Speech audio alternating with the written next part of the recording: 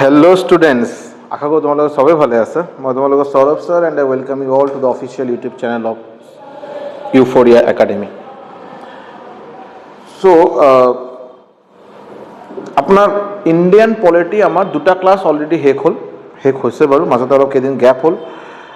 আজি class number 3। যেহেতু কেইদিন অলপ গ্যাপ হ'ল, তো মই এটা কাম কৰোঁ যে এবাৰ ফাৰ্স্ট দুটা ক্লাছত আমাৰ কি ডিসকাশন কৰা হৈছিল জাস্ট এবাৰ কুইক এটা ৰিভিজন দি দিওঁ। তাৰপিছত আমি 3 নম্বৰ ক্লাস স্টাৰ্ট কৰিম। আমাৰ 3 নম্বৰ ক্লাস বাৰু ইয়াৰ পৰা স্টাৰ্ট হ'ব, বাট ইয়াৰ আগত এবাৰ চাই লওক যে আমি লাষ্ট দুটা ক্লাছত আমি কি ডিসকাস কৰিছোঁ। মই এবাৰ কৈ দিওঁ আৰু যে আমাৰ ফাৰ্স্ট অফ অল আমি ডিসকাস কৰা হৈছিল যে কনস্টিটিউশন মানে কি, হোয়াট ইজ কনস্টিটিউশন, কনস্টিটিউশন প্রথম কোন কান্ট্রিয়ে কনস্টিটিউশন বনাইছে, ডিসকাশন করা হয়েছিল যে হোয়াট ইজ কনস্টিটিউশন, আমার ইন্ডিয়ান কনস্টিটিউশন কি ধরনের টাইপ, কি টাইপ আমার partly rigid partly flexible, rigid আর ফ্লেক্সিবল কথাটো মানে কি এটাও ডিসকাস করা হয়েছিল। নেক্সট আমি কি পালো যে কোন কান্ট্রিয়ে ফার্স্ট কনস্টিটিউশন বনাইছিল, হয় না। ইয়ার পিছত ইন্ডিয়ার প্রথম কনস্টিটিউশন যেটা দাবি করা হল, ফার্স্ট ইয়ার পরে কি রিপোর্ট জমা দিয়া হল, নেহরু রিপোর্ট জমা দিয়া হয়েছিল, কোনে বনাইছিল, মতিলাল নেহরুয়ে বনাইছিল, কি সাৰ্কামস্টেন্সৰ আন্ডাৰত যেটো জমা দিয়া হৈছিল এটো অলৰেডি ডিসকাস কৰা হৈছিল। ইয়াৰ পিছত এম.এন. ৰয়, মানৱেন্দ্ৰনাথ ৰয়, তেখেতে বাৰু CPM-ৰ ফাউণ্ডাৰ হয়, তেখেতে বাৰু প্ৰথম কনস্টিটিউশন লাগে বুলি তেখেতে এটা ক্লেম কৰিছিল। ইয়াৰ পিছত INC ইণ্ডিয়ান নেশ্যনেল কংগ্ৰেছ 1935ত অফিচিয়েল ডিমাণ্ড দিছিল যে আমাৰ কনস্টিটিউশন লাগে বুলি। ক্লিয়াৰ। ইয়াৰ পিছত আহক যে ব্ৰিটেন বাৰু এই সময়ত ব্ৰিটেন বাৰু বহুতকেইটা অফাৰ দিছিল, বহুতকেইটা অফাৰ দিয়া মানে অগাষ্ট অফাৰ, ক্ৰিপছ প্ৰপ'জাল, ওয়েবল প্ল্যান, হয় না, ক্যাবিনেট মিশন প্ল্যান, এইকেইটা অফাৰ কিয় দিয়া হৈছিল বিকজ এই সময়ত বাৰু সেকেন্ড ওয়াৰ্ল্ড ওয়াৰ চলি আছিল। আৰু সেকেন্ড ওয়াৰ্ল্ড ওয়াৰত ব্ৰিটিছৰ অৱস্থা একেবাৰে বেয়া হৈ গৈছিল। এই কাৰণে তেখেতে বাৰু বহুতকেইটা তেখেতসকলে ইণ্ডিয়ানছক বহুত অফাৰ দিছিল যাতে তেখেতসকলে আমাৰ ইণ্ডিয়ানছ যাতে ব্ৰিটিছক যাতে সেকেন্ড ওয়াৰ্ল্ড ওয়াৰক যাতে সাপোৰ্ট কৰে। এই কাৰণে বহুতকেইটা অফাৰ দিয়া হৈছিল। কোন অফাৰত কি কোৱা হৈছিল, ইয়াৰ এগেইনষ্টত কি প্ৰটেষ্ট কৰা হৈছিল, যেনেকৈ অগষ্ট অফাৰৰ পিছত এগেইনষ্টত ইণ্ডিভিজুৱেল সত্যাগ্ৰহ কৰা হৈছিল, ইয়াৰ এগেইনষ্টত quit India movement, Cripps proposal এগেইনষ্টত কুইট ইণ্ডিয়া মুভমেণ্ট কৰা হৈছিল, হয়নে, এইবিলাক গোটেইকেইটা ডিছকাছ কৰা হৈছিল। ওকে, নেক্সট আপুনি আহক যে কেবিনেট মিশন প্ল্যান যেটো আমি ফাইনালি একচেপ্ট কৰা হৈছিল। কেবিনেট মিশন প্ল্যানৰ আগত তিনিটা আৰু মানে ওয়েবল প্ল্যান, ক্ৰিপছ প্ৰপ'জাল, মানে অগষ্ট অফাৰ, এইবিলাক একচেপ্ট কৰা হোৱা নাছিল। মানে INC ইণ্ডিয়ান নেশ্যনেল কংগ্ৰেছো একচেপ্ট কৰা নাই, মুছলিম লীগো একচেপ্ট কৰা নাছিল, বাট কেবিনেট মিশন প্ল্যান কিন্তু একচেপ্ট কৰা হৈছিল। আৰু এই কেবিনেট মিশন প্ল্যানৰ মেম্বাৰৰ নামকেইটা মনত ৰখা ভেৰি ভেৰি ইম্পৰ্টেণ্ট। তিনিজন মেম্বাৰৰ পেথিক লৰেন্স, ষ্টেফৰ্ড ক্ৰিপছ আৰু AV Alexander. Pethick Lawrence, Stafford Cripps আৰু AV আলেকজাণ্ডাৰ, এই তিনিজন বাৰু কেবিনেট মিশন প্ল্যানৰ মেম্বাৰ আছিল, নামকেইটা মনত ৰাখিব, ঠিক আছে। ইয়াৰ পিছত আমি কি ডিসকাস কৰিছিলোঁ, ডিসকাস কৰা হৈছিল যে এই যে কেবিনেট মিশন প্ল্যানৰ যে ভোট ইলেকশ্যন হ'ব, ইলেকশ্যনৰ টোটাল সিট কেইটা হ'ব, কোন কোন ঠাইত ইলেকশ্যন কৰা হ'ব, সেইটো এটা চাৰ্ট বনোৱা হৈছিল যে টোটাল 389টা সিট হ'ব। ইয়াৰ ভিতৰত 296ৰ সিটত ইলেকশ্যন হ'ব, বাকী কেইটা প্ৰিন্সলি ষ্টেট মানে ইয়াতে নমিনেশ্যন হ'ব, 93 সিটত নমিনেশ্যন হ'ব। এই 296 সিটৰ আকৌ দুটা পাৰ্ট, 292 আৰু 4। এই 292 আপোনাৰ গভৰ্ণৰ প্ৰভিন্স হয়, ইয়াতে গভৰ্ণৰৰ ৰাজত্ব আছিল, ইয়াতে চিফ কমিশনাৰ, এইবিলাক গোটেইখিনি ডিছকাছ কৰা হৈছিল, হয়নে। ইণ্টাৰিম গভৰ্ণমেণ্ট এটা বনোৱা হ'ল, ইণ্টাৰিম গভৰ্ণমেণ্ট মানে টেম্পৰাৰী গভৰ্ণমেণ্ট এটা বনোৱা হ'ল যাতে এই বস্তুখিনি যাতে বহুত ধুনীয়াকৈ যাতে প্ৰচেছ হয়, স্মুথ যাতে ট্ৰানজিশ্যন হয়। ব্ৰিটিছ এতিয়া যাব লগা হৈছে, ইণ্ডিয়াক এতিয়া ইণ্ডিপেণ্ডেঞ্চ পাব, এই সময়ত যাতে ব্ৰিটিছৰ পৰা বস্তুখিনি যাতে বহুত ধুনীয়াকৈ যাতে আমাৰ ইণ্ডিয়াত যাতে ট্ৰান্সফাৰ হয়, এইটোৰ বাবে এটা ইণ্টাৰিম গভৰ্ণমেণ্ট এটা বনোৱা হৈছিল, বাট টেম্পৰাৰী গভৰ্ণমেণ্ট বনোৱা হৈছিল। কোন পোষ্টক কাক দিয়া হৈছিল, কোন পোষ্টৰ বাবে কাক মিনিষ্টাৰ বনোৱা হৈছিল, গোটেইখিনি ইয়াতে ডিছকাছ কৰা হৈছিল। নেক্সট আহক আমি ডিসকাস কৰিছিলোঁ যে কি হিচাপে সিট কেইটা এলোকেশ্যন কৰা হ'ল বাৰু। আমি গম পাওঁ যে মুছলিম, শিখ আৰু জেনেৰেল বুলি তিনিটা বেলেগ বেলেগ কেটেগৰী কৰা হৈছিল। 1:10 লাখ পপুলেশ্যন হিচাপে সিট দিয়া হৈছিল। এইবিলাক ইলেকশ্যন কোন মাহত হৈছিল, জুলাইৰ পৰা আগষ্ট 1946, এক মাহ মোটামুটি ইলেকশ্যন চলিছিল, জুলাই আগষ্ট 1946। ক্লিয়াৰ। নেক্সট আহক ৰেজাল্ট কি হ'ল, এই যে ইলেকশ্যন হ'ল জুলাই আগষ্টৰ ৰেজাল্ট কি ওলাইছিল। ৰেজাল্ট বাৰু INC ইণ্ডিয়ান নেশ্যনেল কংগ্ৰেছে জিকিছিল বাৰু, মেজৰিটি ভোট পাইছিল 208 সিট, মুছলিম লীগে পালে 73 আৰু ইণ্ডিপেণ্ডেণ্ট সিট মানে বেলেগ আৰু ইণ্ডিপেণ্ডেণ্ট যিসকল আছিল বাৰু এইৰ পৰা 15টা সিট পালে, হয় না। তাৰপিছত আফটাৰ মুছলিম লীগ যেতিয়া আফটাৰ পাৰ্টিশ্যন যেতিয়া ওলাই গ'ল, তেখেতসকলে কিন্তু 299 সিট মানে লাষ্টলৈকে যিটো 389 যিটো সিট আছিল এইটো 299 হৈ গ'ল আৰু। ক্লিয়াৰ। ইয়াৰ পিছত অবজেক্টিভ ৰিজলিউশ্যন OR, এইটো বাৰু মহাত্মা গান্ধী জৱাহৰলাল নেহৰুৱে প্ৰপ'জ কৰিছিল। এই OR ফাইনেলি আমাৰ প্ৰিএম্বল বনোৱাতে হেল্প কৰে। এই অবজেক্টিভ ৰিজলিউশ্যন মডিফাই কৰি আমাৰ ইণ্ডিয়ান প্ৰিএম্বল বনোৱা হৈছে, যেটা আজি আমাৰ কনষ্টিটিউশ্যন বা সংবিধানৰ ফাৰ্ষ্ট যিটো পেজ হয় আৰু, হয়নে। এইটো কোন কেতিয়া দিয়া হৈছিল 22 জানুৱাৰী 1947 কোনে দিছিল জৱাহৰলাল নেহৰুৱে দিছিল আৰু কেতিয়া এডপ্ট কৰা হৈছিল 13 ডিসেম্বৰ 1946 সৰি প্ৰেজেন্ট কৰা হৈছিল 13 ডিসেম্বৰ 1946 এডপ্ট কৰা হৈছিল 22 জানুৱাৰী 1947 ঠিক আছে ওকে ইয়াতে কোৱা হৈছিল যে 8টা মেজৰ কমিটি হ'ব 13টা মাইনৰ কমিটিৰ কথা ইয়াতে কিন্তু ডিসকাস কৰা হৈছিল ওকে ইয়াৰ পিছত ড্ৰাফটিং কমিটি বনোৱা হৈছে যিসকলে কনস্টিটিউশনৰ ড্ৰাফট কৰিব কনস্টিটিউশনটো বনাব আৰু সো ড্ৰাফটিং কমিটিৰ 7জন 7 মেম্বাৰ্স আছিল এই ড্ৰাফটিং কমিটিৰ চেয়াৰম্যান কোন আছিল ভীমৰাও আম্বেদকাৰ আছিল হয়নে সো ড্ৰাফটিং কমিটি কেতিয়া বনোৱা হৈছিল 29 আগষ্ট 1947 ত বনোৱা হৈছিল ক্লিয়াৰ নেক্সট কি ডিসকাস কৰা হৈছিল ড্ৰাফট অফ দা কনস্টিটিউশন এই যে কনস্টিটিউশনেৰ ড্ৰাফট যে বনোৱা হৈছিল এই ড্ৰাফট কেটা ফাৰ্স্ট ড্ৰাফট বনোৱা হৈছিল 21 ফেব্ৰুৱাৰী 1948 ইয়াৰ ড্ৰাফটটো বনোৱাৰ পিছত ইন্ডিয়ান পাব্লিকক 8 মাহ বাবে এটো দিয়া হৈছিল আপোনালোকে কি চেঞ্জেস লাগে কি লাগে আমাক ইনফর্ম কৰক আৰু so 8 months to people of India এটো দিয়া হৈছিল সবে যাতে এটো নিজৰ নিজৰ অপিনিয়ন যাতে দিব পাৰে আৰু ইয়াৰ পিছত 4th November 1948 Bhimrao Ambedkar introduce the final draft Bhimrao Ambedkar 4th November 1948 ত দিছিল ইয়াৰ পিছত ৰিডিং মানে এই যে আমি যে কনস্টিটিউশন বনালো এটা এবাৰ সবৰ মাজত এবাৰ ডিসকাশন কৰো আমি ৰিডিং দিয়া মানে এবাৰ এটো ডিসকাস কৰা তাতে কিবা যে ফাইনাল কিবা চেঞ্জেস যদি কৰিব লগা থাকে এডিট কিবা কৰিব লগা থাকে যাতে আমি কৰিব পাৰো সো এটো কয় ৰিডিং তো first reading second reading third reading কেটা কোন মানে কেতিয়া কেতিয়া হৈছিল ডেট কেটা মনত ৰাখা ইম্পৰ্টেন্ট থাৰ্ড ৰিডিং শেষ হৈছিল আপোনাৰ 26 নৱেম্বৰ 1949 যে 3 নম্বৰ ৰিডিংটো শেষ হৈছিল 26 নৱেম্বৰ 1949 আপোনালোকে নিশ্চয়কৈ গম পায় এই 26 নৱেম্বৰ 1949 আমাৰ ইন্ডিয়ান কনস্টিটিউশন এডপ্ট কৰা হৈছিল বুলি আমি ক'ব পাৰো এটা একসেপ্ট কৰা হৈছিল 26 নৱেম্বৰ 1949 কিন্তু এই দিনৰ পৰা ইমপ্লিমেন্ট কৰা নাছিল এটা ইমপ্লিমেন্ট কৰা হৈছিল 26 জানুৱাৰী 1950 কাৰণ বাৰু এই আগতে আমাৰ লাহোৰ সেশন হৈছিল 1930 ফাৰ্স্ট ট্ৰাই কালাৰ ফ্ল্যাগ 1930 26 জানুৱাৰী ফাৰ্স্ট ট্ৰাই কালাৰ ফ্ল্যাগ ই কৰা হৈছিল আৰু এটো সেলিব্ৰেট কৰাৰ বাবে 26 জানুৱাৰী 1950 কি কৰা হৈছিল এটো কনস্টিটিউশন মানে Indian constitution came into force তেতিয়াৰ পৰা এপ্লিকেবল কৰা হৈছিল হল এবাৰ ডিসকাস কৰা হৈ গৈছে এবাৰ চাই লব হা টোটাল কনস্টিটিউশন বনাওতে কিমান টাইম লাগিছিল আমাৰ 2 বছৰ 11 মাহ মোটামুটি 18 দিন লাগিছিল টোটাল সেশন কেটা হৈছিল 11টা সেশন হৈছিল হয়নে ইয়াৰ পিছত কিমান পইচা খৰচা হৈছিল বনাওতে বাৰু 64 লাখ খৰচা হৈছিল আমাৰ ইন্ডিয়ান কনস্টিটিউশন বনাওতে এই ডেটা কেটা মনত ৰাখা বহুত প্ৰয়োজন হল না সো সেশন এই যে সেশন কেটা হৈছিল সেশন কেটা বৰ মনত পৰিব বাৰু কোট কেটা সেশন হৈছিল টোটাল 11টা সেশন হৈছিল লাস্ট সেশন আপোনাৰ 26 নৱেম্বৰ 1949 লাস্ট সেশন শেষ হৈছিল 11 নম্বৰ সেশন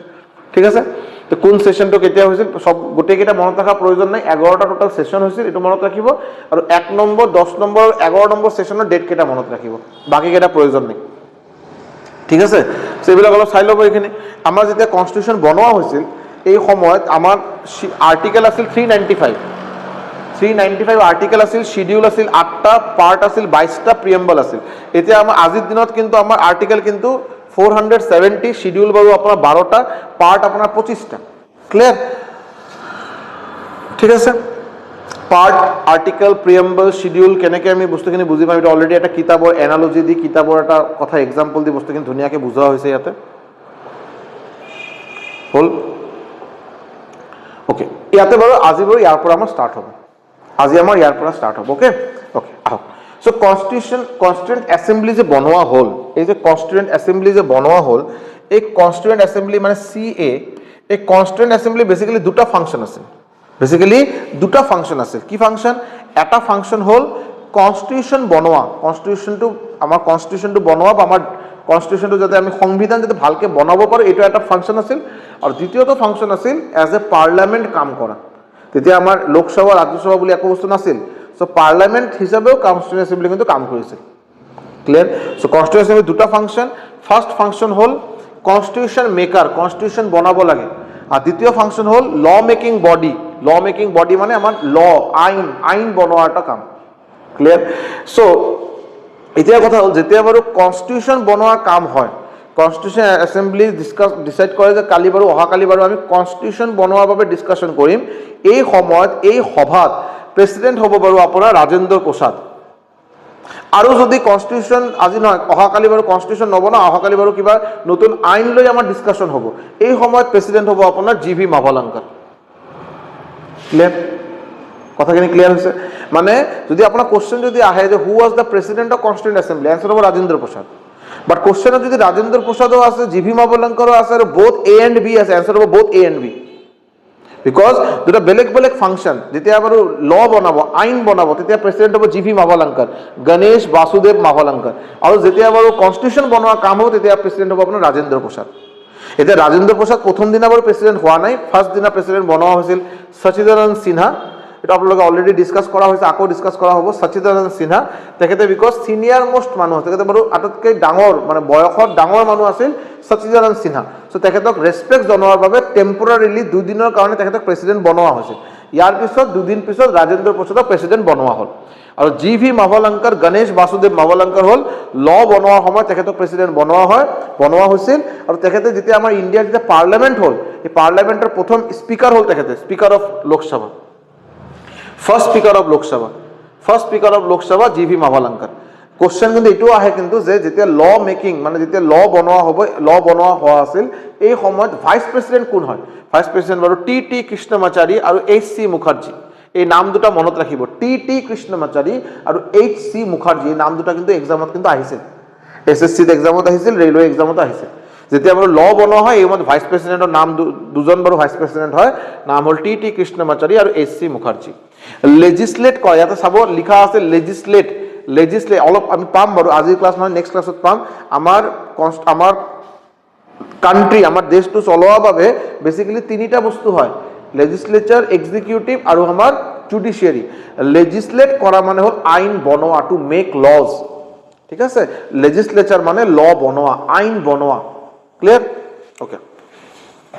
ওকে এইটো হৈ গ'ল এটা বস্তু ইম্পৰ্টেণ্ট কথা এইটো ইম্পৰ্টেণ্ট পইণ্ট যে Mahatma Gandhi was not a part of constituent assembly এই যে কনষ্টিটিউয়েণ্ট এছেম্বলি যিটো ইমান ডাঙৰ এটা বস্তু হয় বাৰু ইয়াত কিন্তু মহাত্মা গান্ধী কিন্তু কেতিয়াও কিন্তু পাৰ্ট নাছিল কেতিয়াও মেম্বাৰ নাছিল ঠিক আছে কোশ্চেন কিন্তু এটা আহিছিল যে from the below given options who was not the member of constituent assembly so' এই চাৰিটা অপশ্যনৰ পৰা কোনে বাৰু কনষ্টিটিউয়েণ্ট এছেম্বলি মেম্বাৰ নাছিল মনত ৰাখিব মহাত্মা গান্ধী কনষ্টিটিউয়েণ্ট এছেম্বলি কেতিয়াও মেম্বাৰ নাছিল ক্লিয়াৰ ওকে নেক্সট আহক কনষ্টিটিউয়েণ্ট এছেম্বলি আদাৰ কি ফাংচন আছিল এইটো বাদ দি ল বনোৱা আৰু এই কনষ্টিটিউশ্যন বনোৱা বাদ দি আৰু বেলেগ কিবা এক্টিভিটি কৰিছিল নেকি তেখেতসকলে নিশ্চয়কৈ কৰিছিল কি কৰিছিল এডপ্টেড নেশ্যনেল ফ্লেগ চাব নেশ্যনেল ফ্লেগ আমাৰ যে ট্ৰাই কালাৰ ফ্লেগ যে আছে যে এইটো এডপ্ট কৰিছিল কোনে কনষ্টিটিউয়েণ্ট এছেম্বলি এডপ্ট কৰিছিল কেতিয়া এডপ্ট কৰিছিল 22 জুলাই 1947 এই 22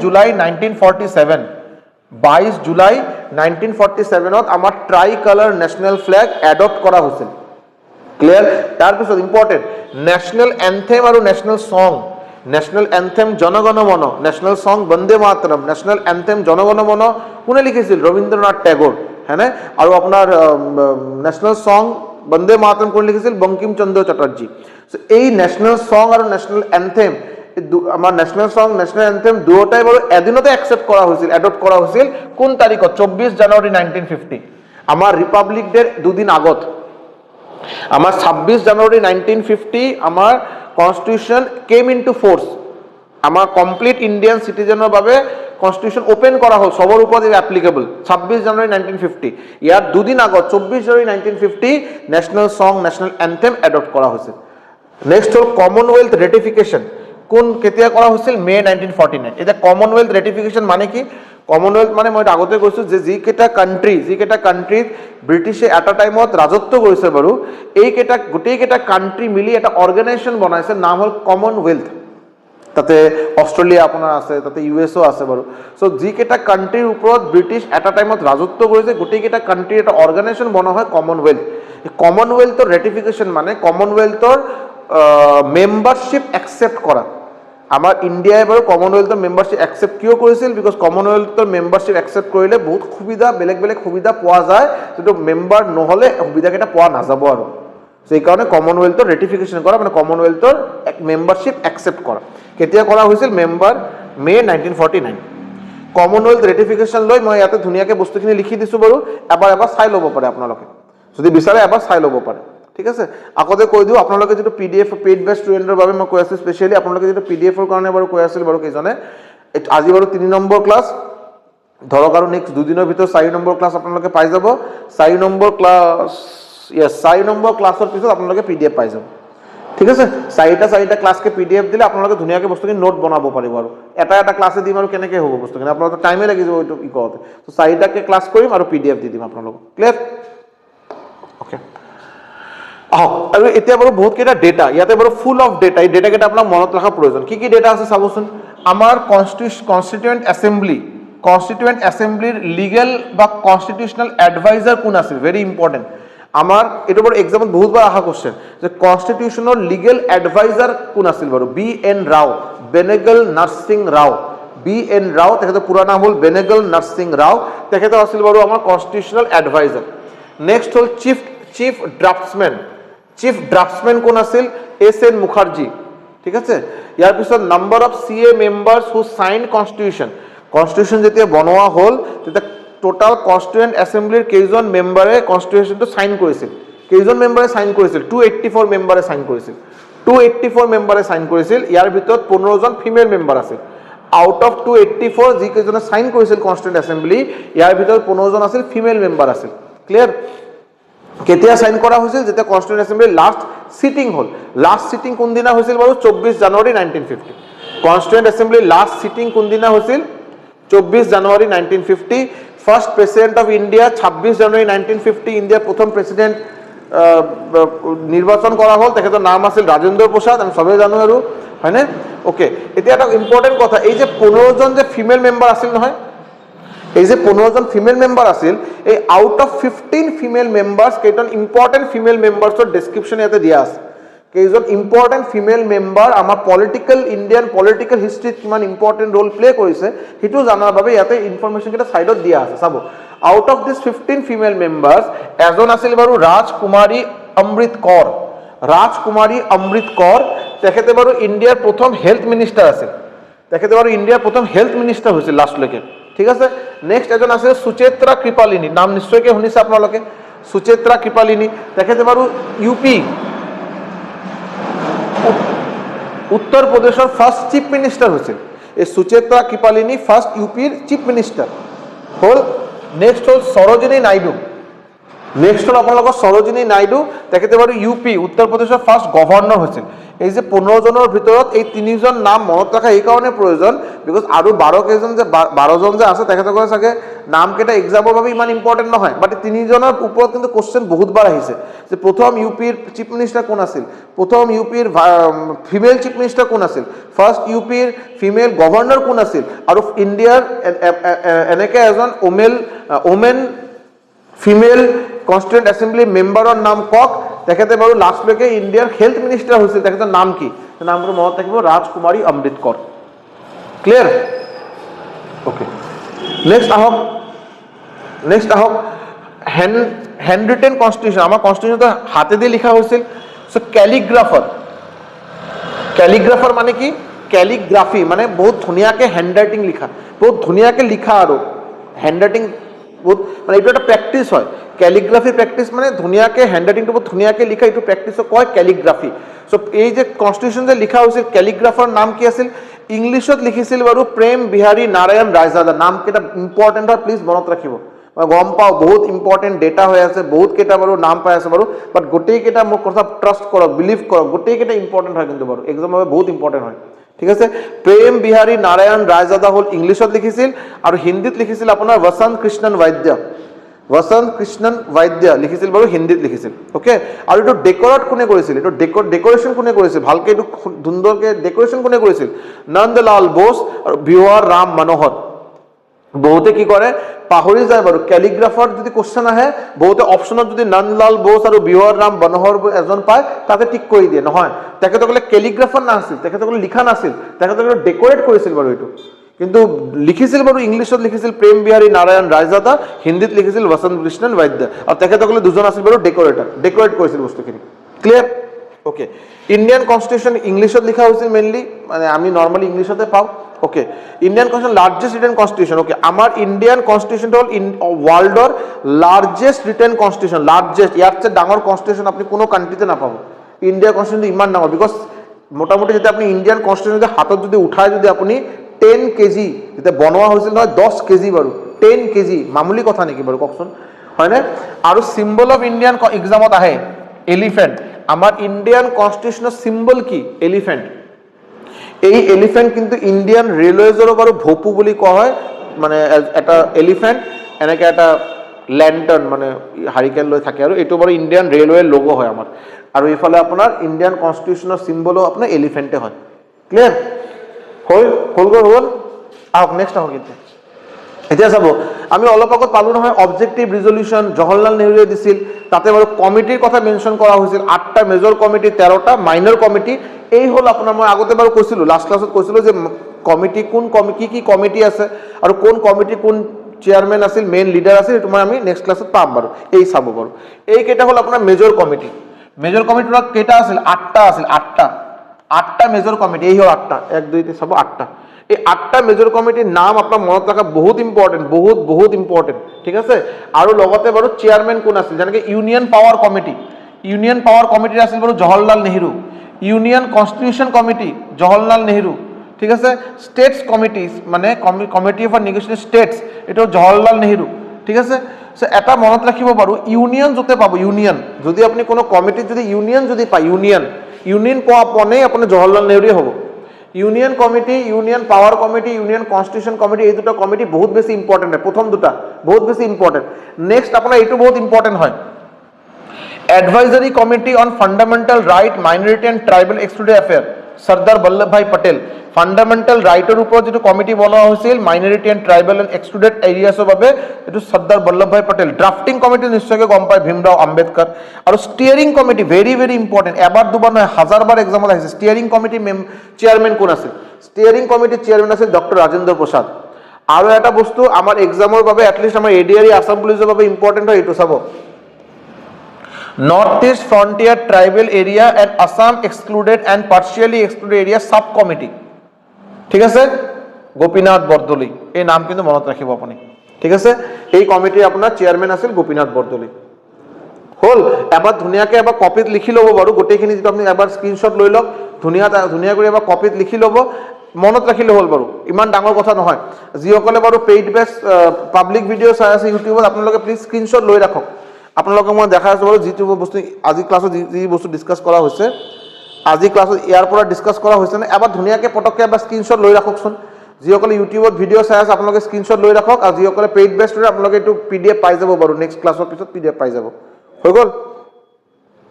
লওক স্ক্ৰীনশ্বট লৈ লওক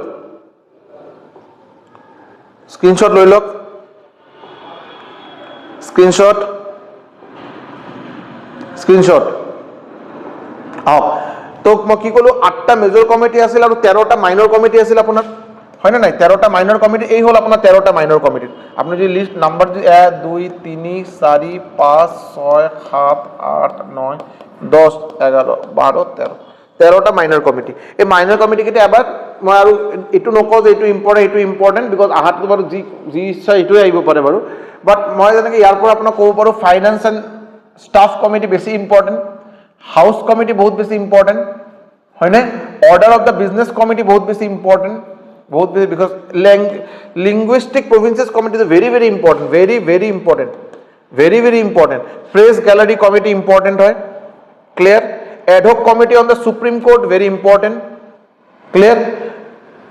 এই দুটা এডহক কমিটি দুটা মুখস্থ কৰি ল'ব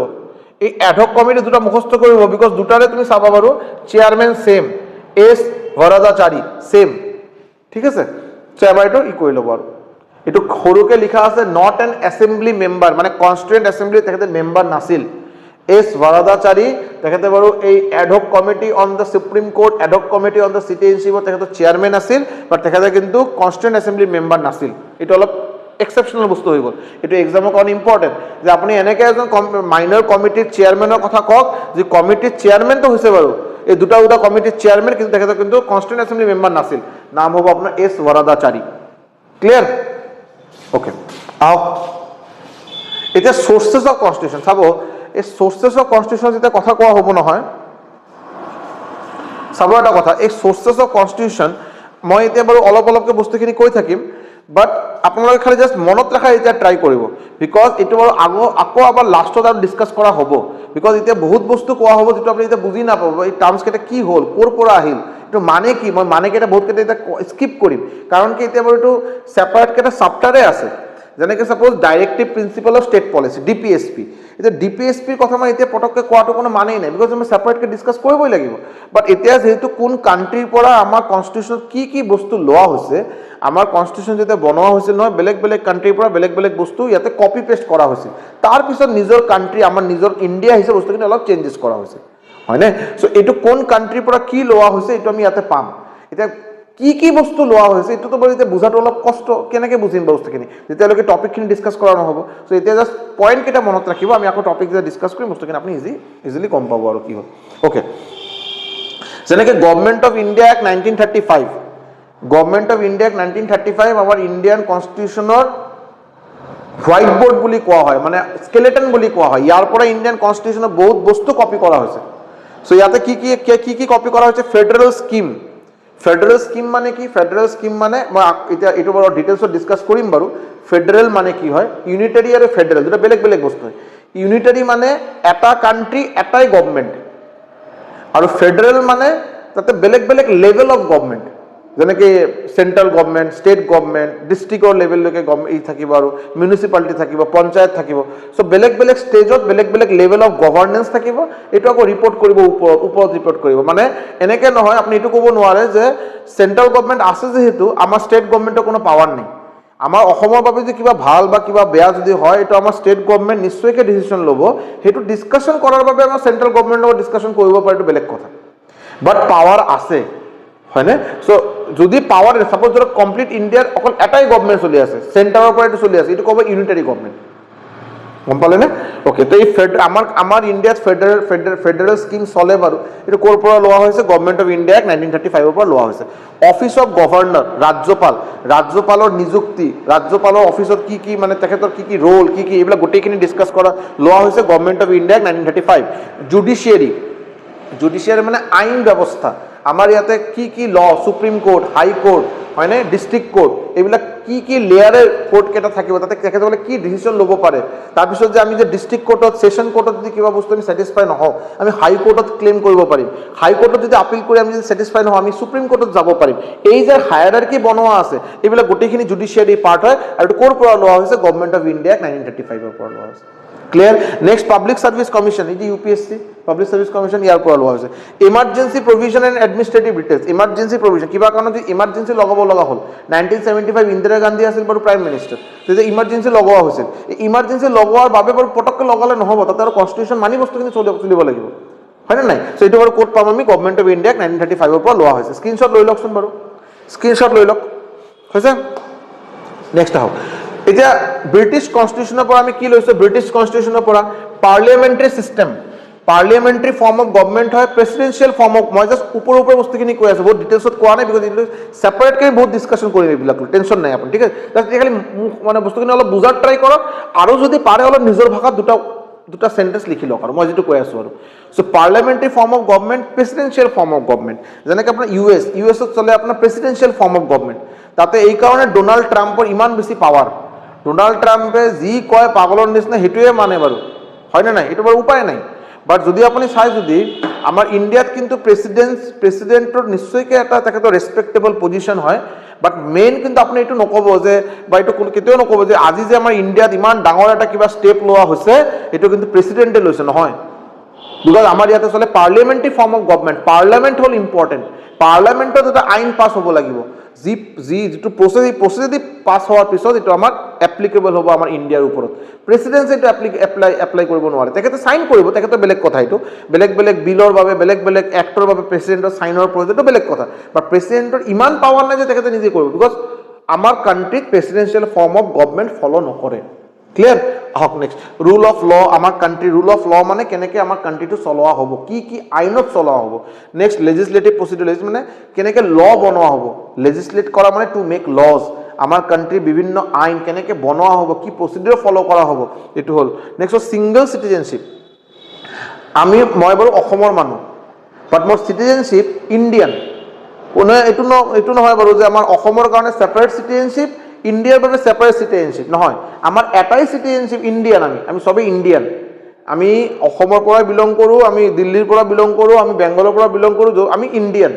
আৰু ইণ্ডিয়ান কনষ্টিটিউশ্যনে আমাক অথৰিটি দিছে আমি ইণ্ডিয়াত যি জাগাত ইচ্ছা আমি যাব পাৰোঁ তাতে আমি যি জাগাত ইচ্ছা মই তাতে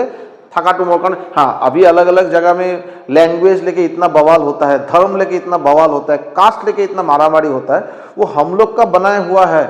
वो पॉलिटिक्स के चलते नेता लोग हम लोग में वो बनाया है और हम लोग इतना इलिटरेट है, हम लोग उसको मान के हम लोग आपस में मारामारी करते हैं, ठीक है। लेकिन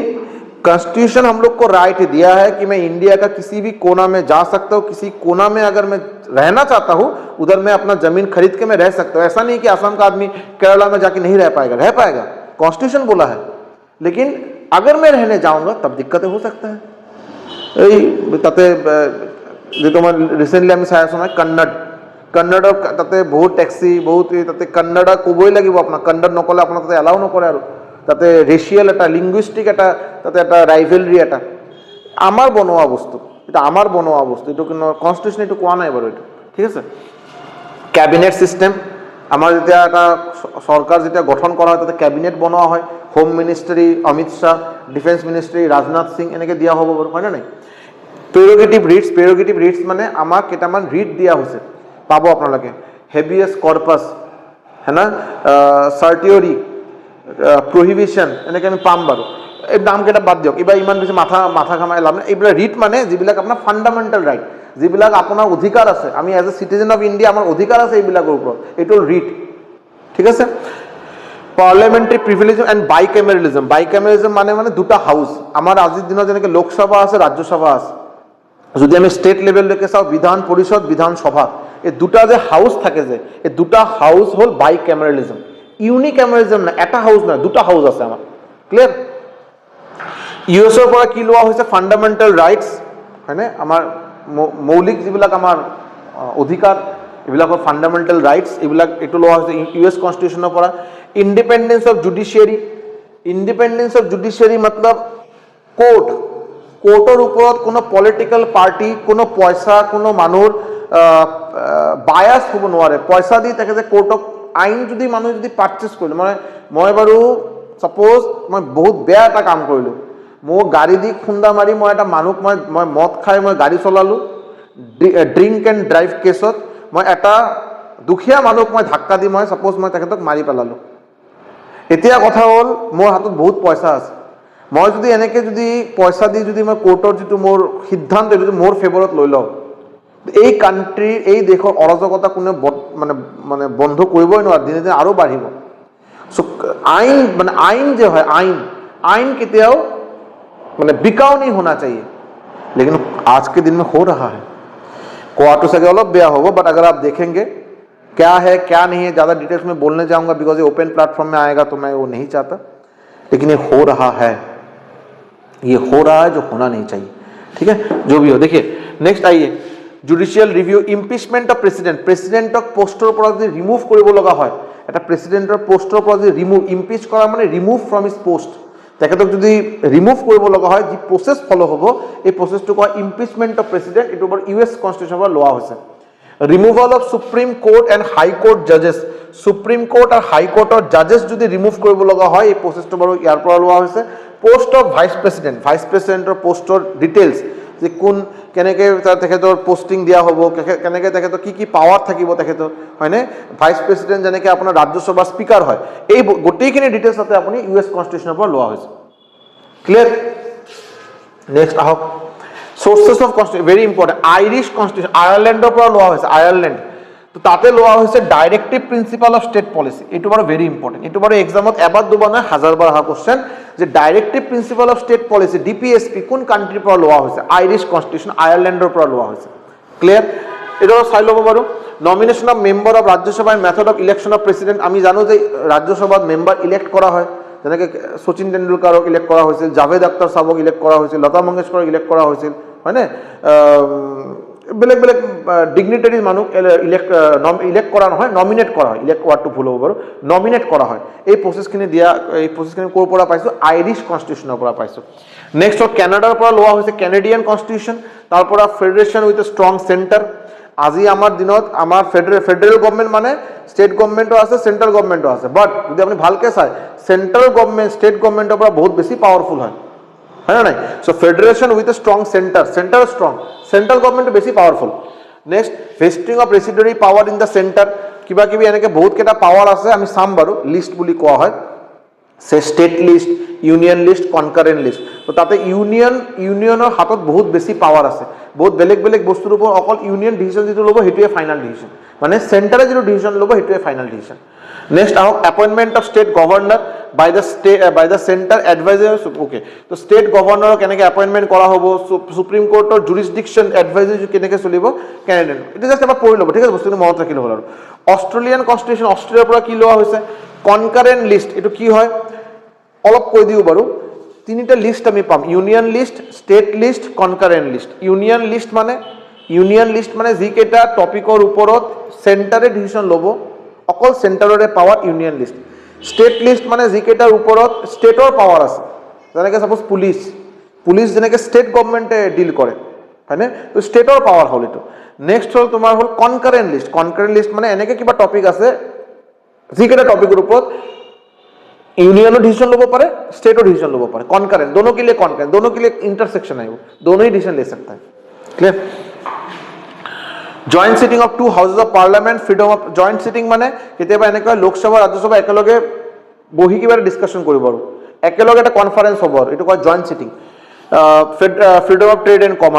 কমাৰ্চ বাবে যিটো ফ্ৰীডম, স্বাধীনতা যিটো থকা প্ৰয়োজন, এইটো বাৰু আমি ইয়াৰ পৰা পাইছোঁ। কনষ্টিটিউশ্যন অফ জাৰ্মানীৰ পৰা কি লোৱা হৈছে, suspension of fundamental right during emergency, যেতিয়া কাণ্ট্ৰিত যেতিয়া ইমাৰ্জেঞ্চি লগোৱা হ'ব, নেশ্যনেল ইমাৰ্জেঞ্চি লগোৱা হ'ব, এই সময়ত কিন্তু কোনো ফাণ্ডামেণ্টেল ৰাইটছ এপ্লিকেবল নহয়, ফাণ্ডামেণ্টেল ৰাইটছক ডিজলভ কৰি দিয়া হয় এই সময়ত, ক্লিয়াৰ। ফ্ৰেঞ্চ কনষ্টিটিউশ্যনৰ পৰা লোৱা হৈছে ৰিপাব্লিক, আইডিয়ালছ অফ লিবাৰ্টি, इक्वलिटी माने हो सब इक्वल है, जाति धर्म के अनुसार आइन के लिए सब समान है, हिंदू मुस्लिम सिख जो हो, दलित हो ब्राह्मण हो, सब समान है एक आइन के सामने, ये होता है इक्वलिटी। फ्रेटर्निटी माने कि फ्रेटर्निटी माने हो ब्रदरहुड, भाईचारा,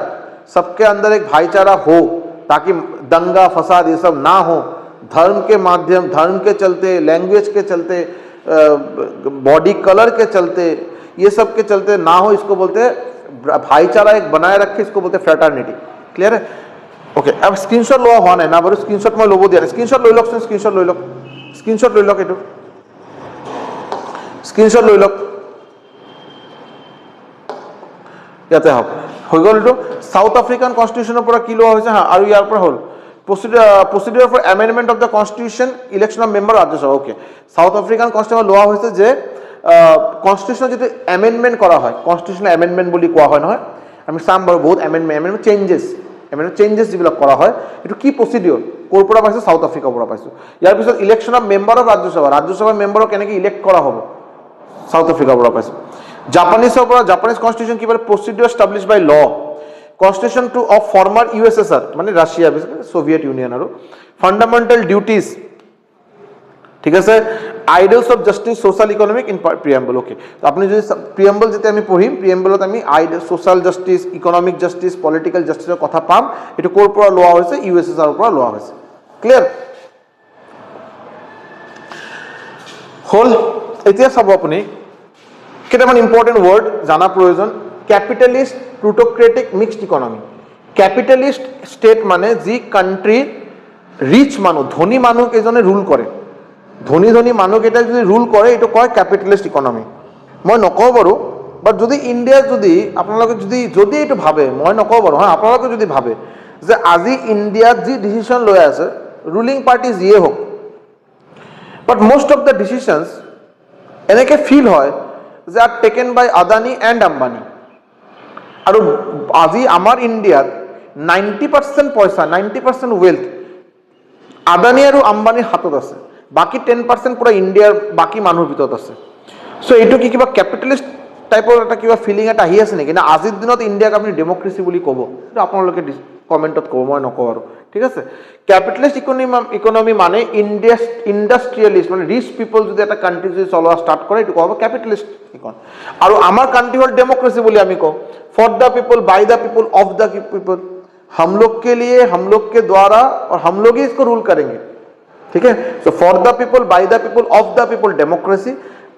कैपिटलिस्ट माने कोलो, प्लूटोक्रेटिक माने कि, सॉरी मैं भूल कोलो, कैपिटलिस्ट माने इंडस्ट्रियलिस्ट, प्लूटोक्रेटिक माने होल बाय रिच पीपल।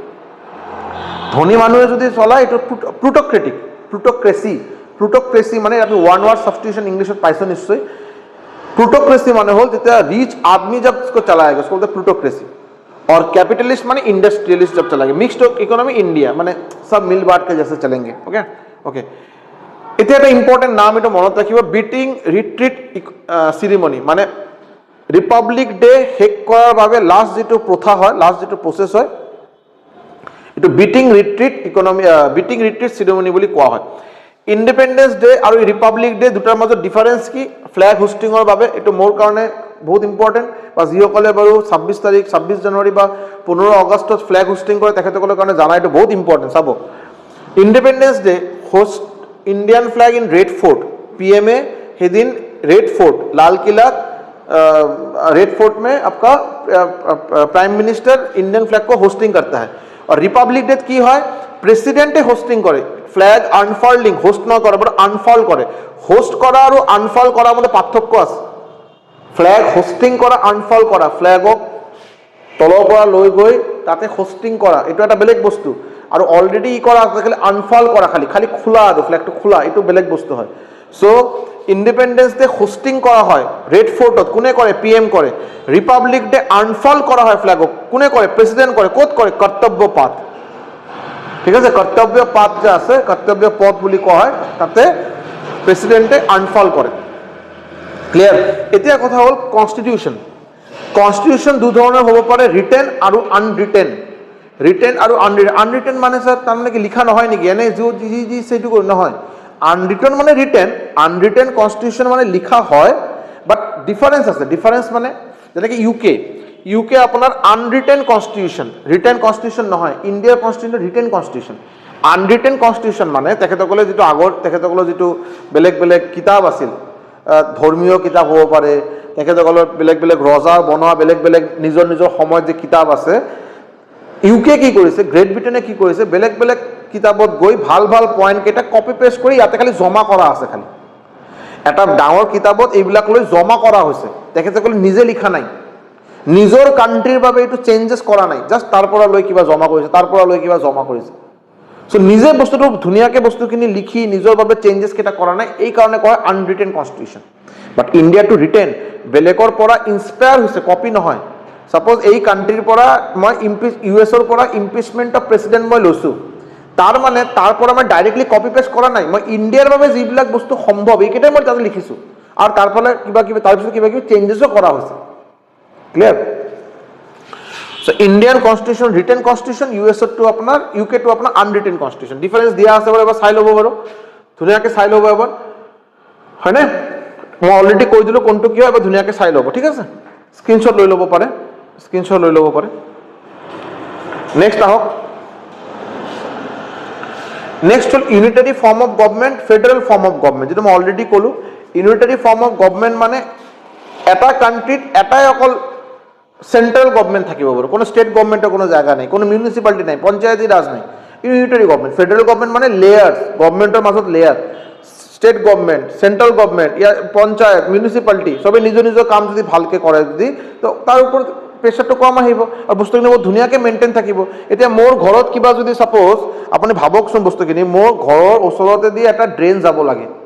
বহু দিনৰ পৰা মই ফৰমাইজ কৰি আছো ড্ৰেইন যোৱা নাই এই যদি অকল ইউনিটাৰি গভৰ্নমেন্ট হয় মই ড্ৰেইন যোৱাৰ বাবে কি মই নৰেন্দ্ৰ মোদীক মই এপ্লিকেশন দিম নেকি